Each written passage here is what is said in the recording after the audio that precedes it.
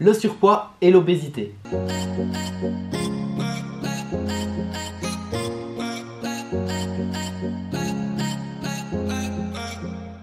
Bonjour à tous, je m'appelle Louis Engels, diététicien nutritionniste et aujourd'hui on va parler surpoids, on va parler obésité. Qu'est-ce que c'est le surpoids? Qu'est-ce que c'est l'obésité? C'est des termes qu'on entend souvent actuellement, hein. C'est une épidémie mondiale, que ce soit en surpoids ou en obésité, mais qu'est-ce que c'est au final? Le surpoids, comme l'obésité, c'est une accumulation excessive ou anormale de graisse corporelle sur le corps. On va catégoriser ce surpoids ou cette obésité par rapport à un IMC, donc IMC, indice de masse corporelle, ou Body Mass Index, donc BMI, donc qu'on va calculer par rapport à votre taille et votre masse. Donc ce sera le poids sur la taille au carré qu'on calculera par rapport à vos données qui seront récoltées et on calculera ça donc selon un indice. Donc cet indice, il évaluera un petit peu votre situation pondérale. À partir de 25, on sera considéré comme en surpoids et à partir de 30, on sera considéré en obésité. Il faut savoir que 40% de la population mondiale a été retracée donc concernant cette problématique de surpoids en 2014, donc ce chiffre évidemment ne fait qu'augmenter par rapport à l'environnement, par rapport à la société dans laquelle nous sommes, nous ne faisons que grimper par rapport à ces chiffres. Mais qu'est-ce qui fait vraiment influencer notre poids? Donc qu'est-ce qui nous fait plonger dans cette problématique de surpoids et d'obésité? C'est ce qu'on va voir aujourd'hui. Donc j'ai listé un petit peu les principaux facteurs, évidemment il en existe beaucoup d'autres, mais les principaux facteurs seront retracés dans cette vidéo. Tout d'abord évidemment le premier facteur c'est la prédisposition. Donc il faut savoir que si nos parents, si un de nos deux parents ou si nos deux parents sont en surpoids ou en obésité, on aura beaucoup plus de chances de finir en surpoids ou en obésité à l'âge adulte, non seulement par rapport à l'expression de nos gènes, mais aussi par la transmission de nos habitudes de génération en génération. Mais il faut vraiment se dire que la sensibilité n'est pas égale à une fatalité. Il faut vraiment voir ça comme deux maisons différentes, une maison en bois et une maison en pierre. Donc évidemment, la maison en bois prendra beaucoup plus facilement feu, beaucoup plus rapidement que la maison en pierre. Maintenant, il suffit juste de ne pas allumer l'allumette. Donc se concentrer sur ce qui est contrôlable, c'est-à-dire l'alimentation, l'activité physique, l'environnement, etc. Le deuxième facteur, c'est évidemment cet équilibre entre apport énergétique et dépenses énergétiques. C'est évidemment le facteur principal qui vous fera perdre ou prendre du poids. Donc évidemment par rapport à ces apports, on aura tendance dans une prise en charge diététique à réguler ces apports énergétiques et à augmenter un petit peu cette dépense énergétique par le sport par exemple. Et évidemment la balance ira beaucoup plus vite vers la perte de poids si ce déséquilibre est provoqué. Il y a évidemment ce troisième facteur de structure de repas, donc le fait de fractionner son alimentation, 3 repas, 1 à 2 collations comme je l'avais déjà dit dans une précédente vidéo. Le quatrième facteur ce sera vraiment par rapport à la qualité alimentaire. Évidemment chaque calorie n'est jamais assimilée de la même façon dans le corps et c'est pour ça qu'on optimise. En plus de réguler ces apports, on essaie de les optimiser au maximum par rapport à la qualité de ce que nous consommons.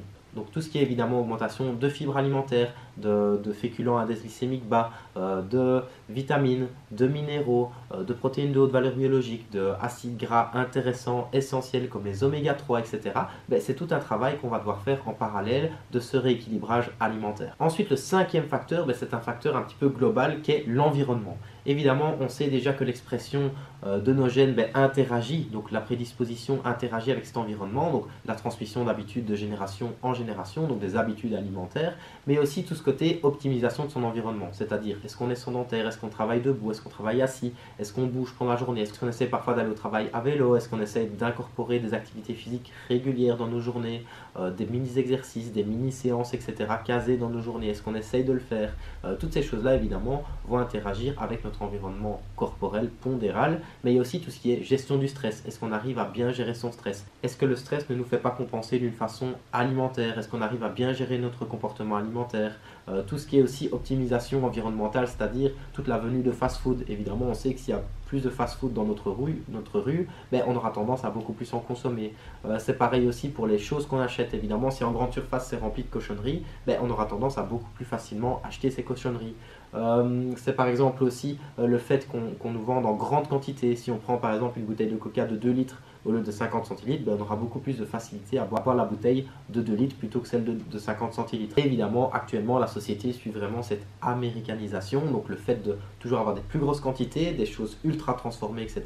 Donc c'est un petit peu là vers où on se dirige, mais le but c'est d'avoir vraiment cette conscience en tant que consommateur d'acheter mieux, d'acheter local, d'acheter bon, d'acheter des bons produits et de faire un petit peu ce travail d'analyse sur notre chariot de course. Il y a également le sommeil, donc on sait que le manque de sommeil peut avoir un lien avec la prise de poids, le fait de dérégler ses hormones de faim.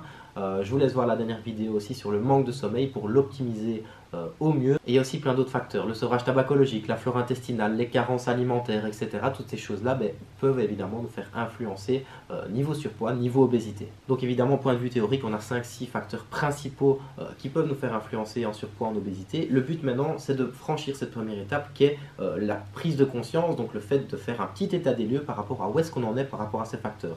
Donc, moi ce que je vous propose comme exercice, c'est de prendre une petite feuille chez vous, une feuille A4, et lister un petit peu ces différents facteurs, donc à savoir la prédisposition, les apports, les dépenses, la structure des repas, la qualité alimentaire, l'environnement, le sommeil, etc.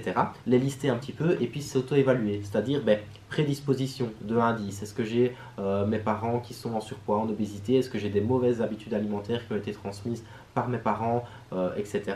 10, oui tout à fait, et 0, non pas du tout, donc jauger un petit peu, et évidemment se concentrer sur ce qui est contrôlable. Ce qui est fait est fait, s'il y a des prédispositions, elles sont là, mais rappelez-vous que ce n'est pas une fatalité. Ensuite, par rapport à vos apports dépenses, est-ce que vous pensez que vous consommez plus que ce que vous brûlez?